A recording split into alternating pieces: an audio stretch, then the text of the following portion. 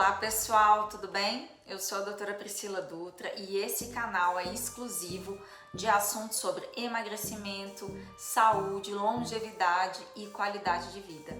Hoje em especial eu vim falar sobre um assunto que eu recebo muito aqui no meu consultório e vejo demais as pessoas reclamando, que é sobre retenção de líquido. É aquela sensação de sempre estar um pouco mais inchada, chegar no final do dia, tá ali com a marca da meia ou da calça ou da própria roupa no corpo.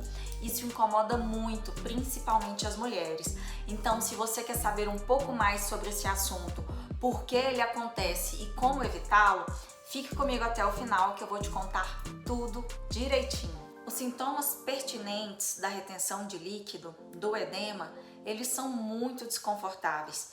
Quem tem ou quem está passando por isso reclama demais. Chega no final do dia ou já começa com as pernas muito pesadas. Quando vai palpar, coloca ali o dedo e fica a marquinha, né? Dá pra você ver bem facinho. Às vezes vai vestir uma roupa, a roupa não cai bem. Por quê? Porque tá, né, tudo ali anormal, diferente do corpo, né, que a pessoa tá ali acostumada. A roupa já não cai bem, tudo incomoda. Para nós mulheres, isso é terror e pânico, não é verdade? A gente que já fica aí querendo estar com uma forma, um corpo bacana, ainda ter que sofrer com sintomas de retenção de líquido, não, ninguém quer.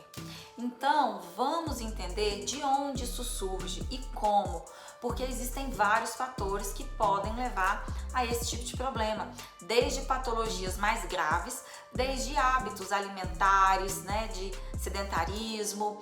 Então, vamos aí colocar os pingos nos is. Então, pessoal, os nossos vasos sanguíneos não são impermeáveis. Eles contam com poros que permitem a saída e a entrada tanto de células, bactérias, proteínas e água.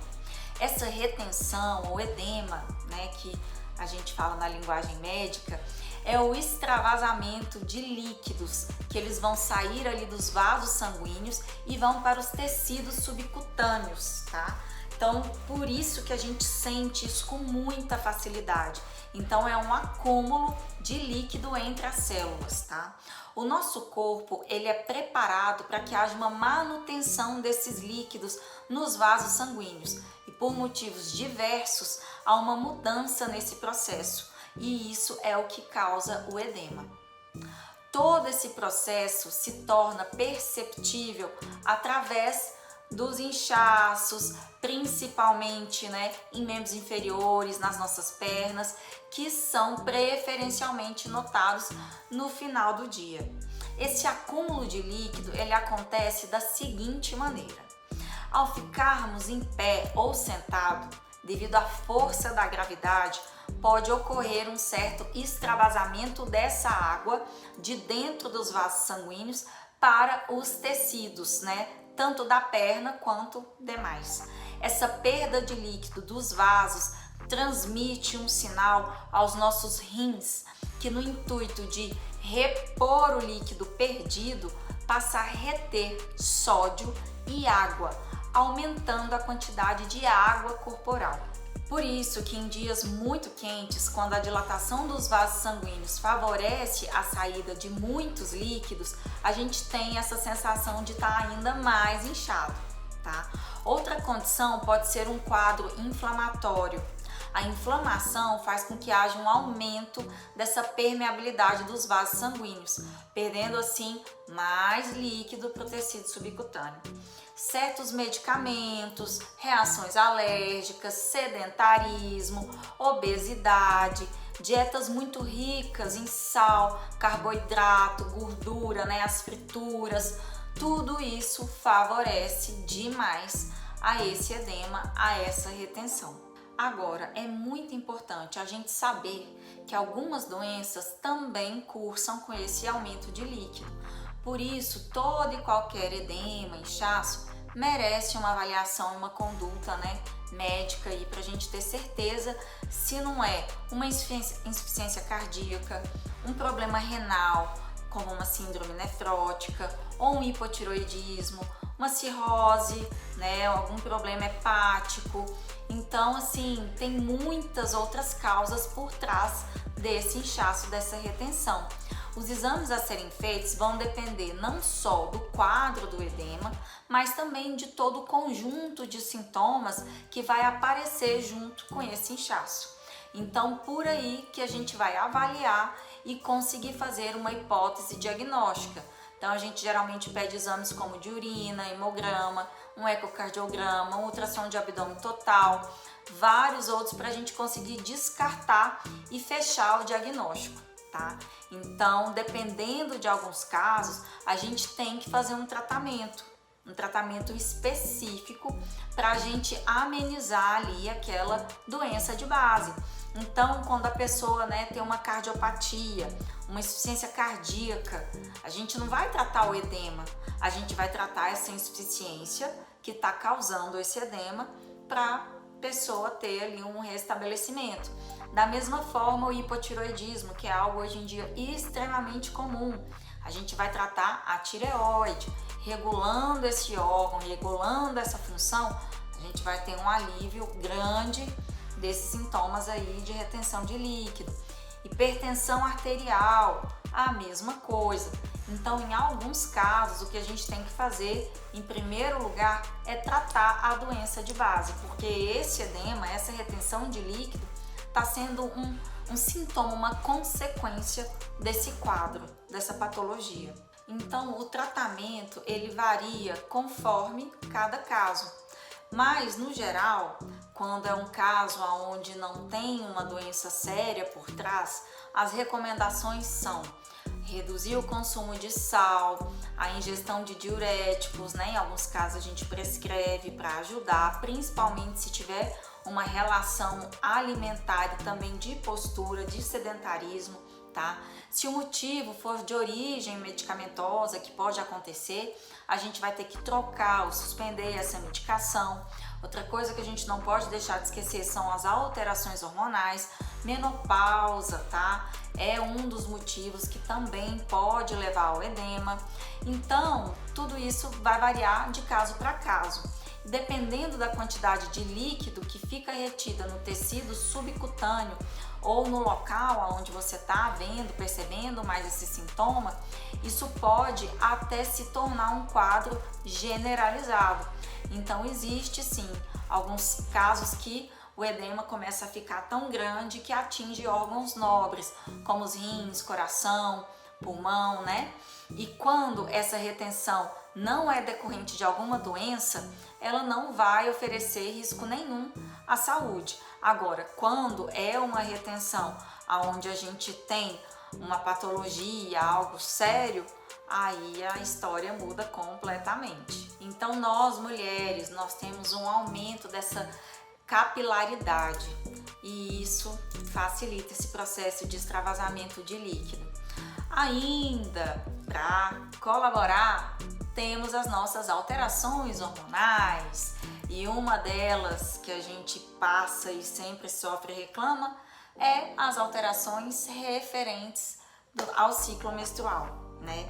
Então é um momento onde os nossos hormônios eles alteram muito, né? A circulação dos hormônios, uns sobem, outros descem e isso contribui para aumentar essa permeabilidade e extravasar ainda mais líquido.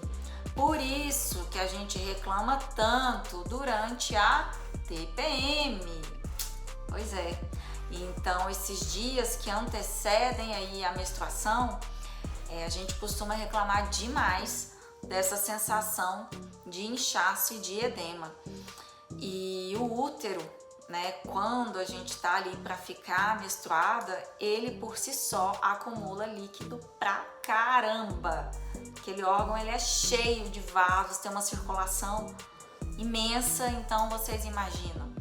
Por isso que a gente tem aí todo o motivo, toda a razão para reclamar, tá? Estou com vocês. E você, moça bonita, mulher bonita que tá aí me acompanhando, infelizmente nós, mulheres, somos muito mais suscetíveis a ter retenção de líquido.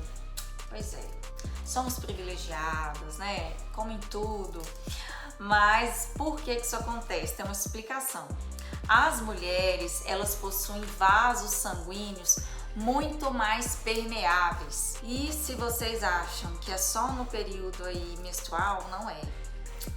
Mulheres que estão aí na menopausa também sofrem de muito inchaço por conta dessa queda, dessa alteração, dessa pausa toda dos hormônios. Em alguns casos, quando a mulher se submete aí a fazer um tratamento de modulação, reposição aí dos hormônios, ela tem um bem-estar muito grande, um alívio muito grande desses sintomas. Gestação, a gravidez também é um momento onde o útero cresce muito e comprime os vasos da região pélvica, impossibilitando a circulação do sangue ali, do retorno venoso do sangue das pernas para o coração. Então essa resistência da circulação faz com que as paredes dos vasos sanguíneos extravasem ainda mais líquido, causando todo aquele inchaço. Quem aí nunca viu, né? Grávida, ainda mais nos últimos meses, que tá ali com aquele barrigão, né? O útero lá quase já, né? Pra explodir, literalmente, porque cresce muito, vocês não fazem ideia o que é um útero gravídeo. Então, elas ficam muito inchadas. Parece duas bolinhas ali, o pé, as pernas, tudo. E tem uma razão de ser. Ah, pessoal, lembrando que aqui no canal tem um vídeo muito bom sobre TPM. Eu ainda falo de alguns suplementos específicos para ajudar esse período e também tem uma série muito bacana para gestantes, então não deixem de conferir. Mas, doutora, chega de enrolar, me fala como que eu vou resolver isso, pelo amor de Deus. Eu preciso, né, ficar bem, não quero ficar inchada. Então, como evitar este problemão, né, que não é nem um pouco agradável? Bom, para quem trabalha muitas horas sentado, usar meias elásticas, aquelas meias de compressão, ajuda demais, porque elas vão bombear o sangue dos pés para cima e vão amenizar super esse inchaço. Então eu já usei uma época, eu tive um pequeno acidente aí de uma fratura e tudo e inchava demais. E eu comprei dessas meias, tem de vários modelos, cores, até muitos corredores hoje usam também para fazer treino de longa distância. Ajuda muito na recuperação porque fica ali, né, bombeando muito mais. E eu usei e foi ótimo. Então, uma coisa que você põe por dentro da roupa e ninguém percebe e vai te ajudar super. Além disso, lembre-se de estar sempre levantando, movimentando, vai pegar uma água, vai ao banheiro, dá uma alongada. Isso tudo é muito importante. Quando chegar em casa, repousa, tenta colocar as pernas niveladas com o coração. Isso vai facilitar muito esse retorno venoso, ou você pode até colocar as pernas um pouquinho acima. Então isso tudo vai melhorar muito esse bombeamento aí, essa circulação toda, tá? Atenção com os diuréticos. Eu sei que hoje em dia é muito fácil, todo mundo conhece, vai no balcão de farmácia e compra. Porém, diuréticos em excesso, sem orientação médica, pode alterar o funcionamento dos seus rins e pode sim causar uma nefropatia difícil de resolver. Então vamos tentar aí não fazer besteira. Começa aí do básico que funciona, tá? Os diuréticos, eles são geralmente indicados em quadros aonde a gente tem, como eu já falei, uma patologia aí importante, onde a gente precisa dessa ajuda para dar um conforto para aquele paciente que está ali sofrendo tanto daquele outro problema, principalmente insuficiência cardíaca, né? Enfim, tem várias causas. Ah, pessoal, uma observação, já que a gente está falando de diurético, né? Às vezes a pessoa acha que não tem problema e fica tomando e tá tudo bem, tá resolvendo o meu problema, mas é o seguinte, o diurético, ele leva a uma perda de eletrólitos fundamentais para o nosso corpo, principalmente o potássio. E potássio em níveis muito baixos causa arritmias cardíacas graves. Então, atenção nisso, não faz besteira não, tá? Outra coisa que a gente deve levar em consideração, sei que todo mundo adora uma cervejinha, um vinho, né? Porém, o consumo de bebida alcoólica pode levar sim a um edema. E sabe por quê? Porque o inchaço provocado pela bebida, ele deve-se à vasodilatação dos vasos sanguíneos, que aumentam de calibre e faz com que uma quantidade maior de sangue extravase para os pés. Então, o corpo sente muita dificuldade para drenar esse sangue, né, para ele voltar ali para o coração, e gera todo esse inchaço. Quem aí nunca ficou de ressaca no outro dia se sentindo bastante inchado? Pois é. Então é primordial manter uma alimentação, uma hidratação, tudo aí quando você for consumir bebida alcoólica. E tudo com moderação, gente, é muito mais fácil. Então, por favor, beber socialmente é legal, socialmente, com limite. Eu acho que quando a gente perde esse timing aí, a gente sofre aí várias e várias coisas que não cabe falar aqui no vídeo, que vocês sabem. E vamos para a parte que eu gosto, que é a alimentação. Então, como eu já falei, é importantíssimo a gente ter uma alimentação saudável, equilibrada. Eu sempre falo, água tira água. Então beba bastante água, evite embutidos, enlatados, queijos, né, que tem ali muito carboidrato, lactose, molhos tipo shoyu, que tem muito glutamato monossódico. Carboidrato, pelo amor de Deus, é o que mais retém líquido, tá? Então isso é estocado como forma de glicogênio, e cada grama de glicogênio armazenado carrega 3 gramas de água, tá? Então isso tudo faz a gente sentir ainda mais inchado. Atenção à ingestão de sal. A gente sabe que ele em grande quantidade aumenta muito a retenção de líquido, porque o nosso corpo ele precisa manter a proporção de sódio e água. Então o sal ele vai alterar, o sal em excesso vai alterar totalmente esse equilíbrio. Vale a pena a gente investir no consumo de frutas que têm alto poder diurético, como melancia, melão, abacaxi, pera, probióticos como iogurtes, que melhoram a flora intestinal, que vai absorver melhor os nutrientes, diminuindo o inchaço.